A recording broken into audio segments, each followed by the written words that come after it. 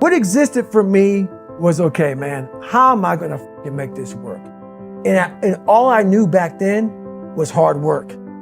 The only way anything gets accomplished, that's all I heard back in those days. You gotta work hard. You gotta work hard. I'm not getting I can't get this paragraph. I can't remember what the is in this paragraph to pass this test to get in the military. Read again. Still not getting it. Read again. But if you're not getting it, write it out. And that's how I started learning. Okay, well, I gotta write out everything I do. And then write it out again. And write it out again. And guess what happened? I got it. I can't swim. I'm negative buoyant. Go back again. I can't swim. Go back again. Go back again. Go back again. I got it. I realized if I keep going back and going back and going back until this just becomes, your mind was safe. Okay, we're gonna figure it out, because he is not going to stop. It's not like I'm gonna try one more time. No, it's just like alarm clock goes off, boop, we're going back. I can't read right, we're going back. I gave myself no way out, and my mind realized that. They said, okay, we're gonna adapt and overcome now. I don't think enough about people that have wronged me, or situations that have wronged me. Because once you've come to a place where you are really happy with who you are in life, no one with you anymore.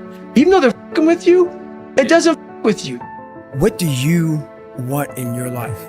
We have so much influence coming at us that we are so lost. We don't know what we want to do because we don't spend enough time with ourselves. You have to learn to shut off a phone, shut off a computer, shut off a TV. And it's okay to sit in a room by yourself in a chair and just think about you, where I want to be, where do I see myself tomorrow, the next year from that. It takes a lot of self-discipline to be able to do that nowadays, because you want to be so attached to everything. You want to be so caught up with the world. The world's moving so fast that you're trying to keep up to the point where you lose yourself in the world. So you have to take that time to go to that dark place in your mind and discover who you are. When I arrived at work after my 9-mile run, I took one look at my classmates, and it was obvious that we were all suffering. I was the most experienced medic on the base, and some of them came to me for help with shin splints and stress fracture symptoms. One had been concussed, and all of us have sore necks because when you are falling from 3 to 4 feet with a helmet on, your neck muscles get worked. Morale was low, everyone was dragging, and our esprit de corps was nowhere to be found when we were instructed to line up and start hammering out push-ups. Smoke jumping requires a lot of upper body and core strength. The jumping and landing are physically demanding. Plus, we would have to work in at least 60 pounds of hose on our backs, as well as chainsaws, pumps, and various other fire equipment, none of it light. Oftentimes, we'd be hauling water pumps and moving logs with no vehicle support. It's on us to take any gear, airdrop for us, and move it into the proper position. To help prepare us for that, the instructors unleashed a steady onslaught of push-ups throughout training, among other strength-building workouts and calisthenics. There was no telling when or how many we'd have to do each day. We just knew they were coming all day long. That morning, our form and cadence were all over the fucking place. Some of us hammered them out with ease. Others suffered and were clearly demoralized. After we finished, I gathered the group and told them that when it came time for the next set, we were going to do it differently and work together. A short while later, when one of the instructors called for push-ups, everyone waited for me to hit the floor first. Sounding off in military cadences serves a few purposes. It helps you breathe, releases a shot of adrenaline, and builds up morale.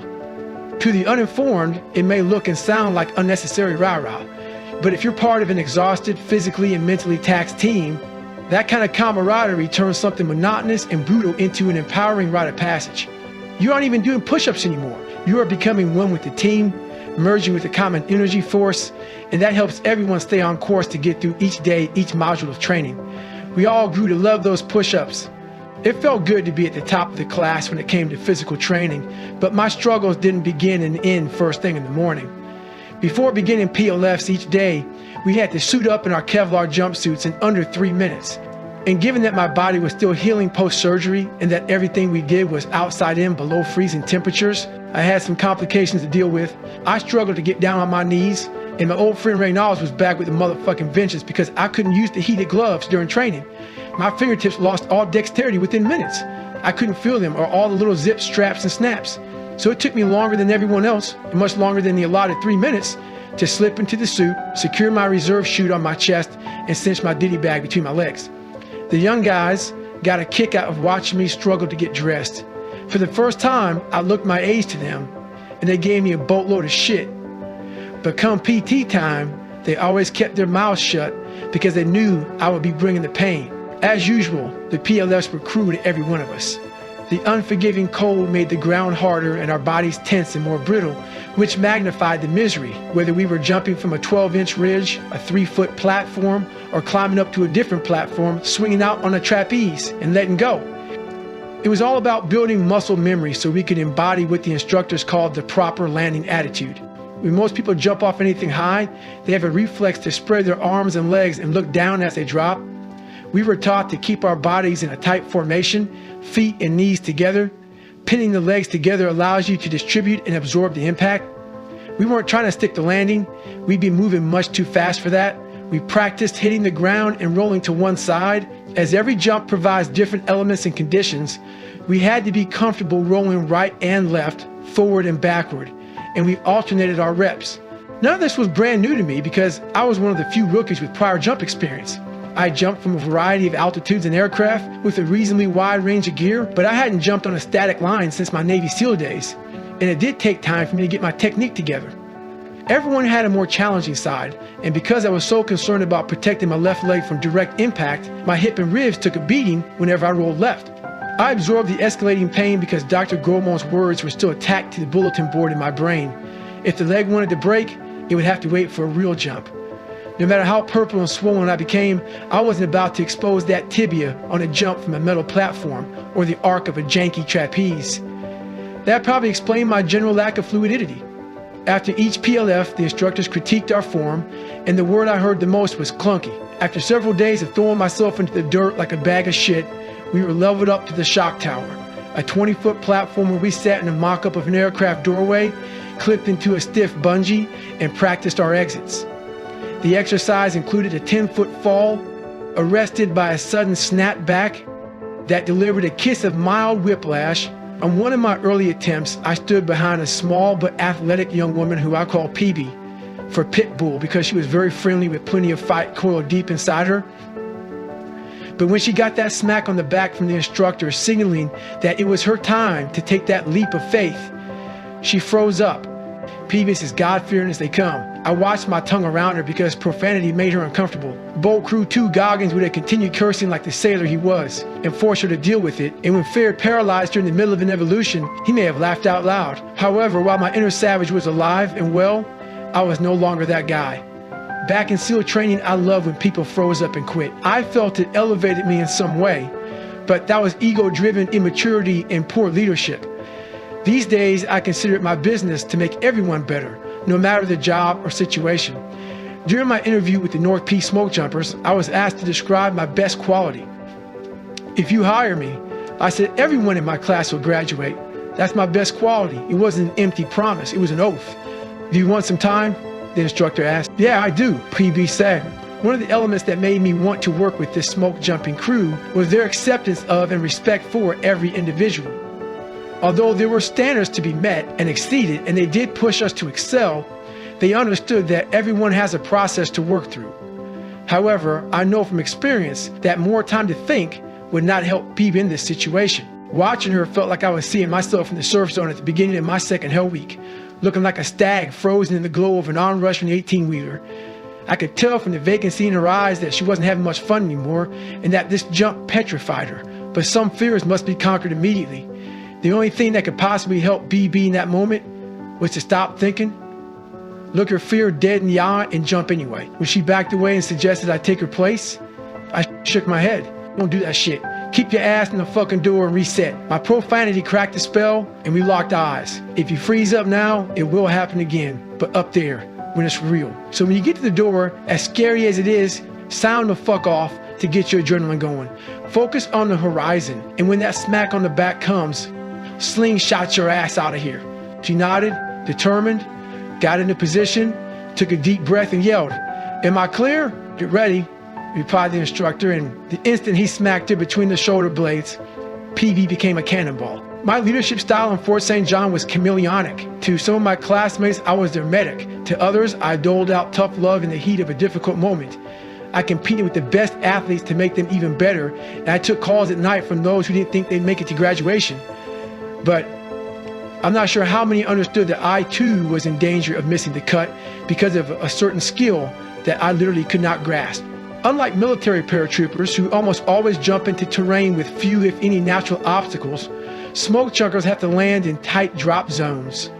In ground school, we were taught to seek out alternates when mistakes had been made or winds shifted, and that primary DZ remains out of reach. There are times when you simply can't make the DZ, and with forest in every direction, it is inevitable that one time or another we will land in the trees and nobody will be coming to save our dangling asses, which is precisely why we do letdown training. We all carried 150 feet of nylon webbing in one of our leg pockets. That was our emergency letdown line.